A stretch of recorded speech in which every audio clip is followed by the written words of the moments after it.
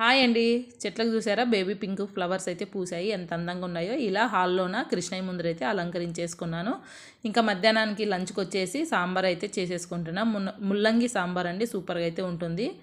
ఇలా ఎంతమందికి ఇష్టమో తప్పకుండా కామెంట్ చేయండి. ఇంక సాంబార్కి అయితే ఇట్లా క్యారెట్, ముల్లంగి, పచ్చిమిర్చి, ఉల్లిపాయ, టమాటా ఇలా అన్నీ వేసేసుకొని చేసేసుకుంటున్నా. సాంబార్ అంటే ఇంక అందరికి తెలిసిన విషయమే అండి, కానీ కొద్దిగా మీతో అయితే షేర్ చేసేసుకుంటున్నాను.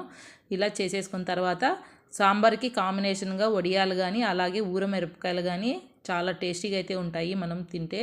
కానీ కొద్దిగా ఊరికి వెళ్ళినప్పుడు అక్కడి నుంచి వచ్చేటప్పుడు ఇలా లావుగుండే మిరపకాయలు అయితే తీసుకొచ్చారు. అంటే మేము బ్యాడిగ మిరపకాయలు అంటాము, అవి తీసుకొచ్చారు. ఇలా వేయించేసుకొని కొద్దిగా సాల్ట్ వేసేసి ఇందులోకి పప్పుల పొడి అయితే వేసేసుకోవాలండి. చాలా టేస్టీగా ఉంటుంది. ఇదిగోండి, ఒక 2-3 స్పూన్ల వరకు పప్పుల పొడి అయితే యాడ్ చేసేసుకోవాలి.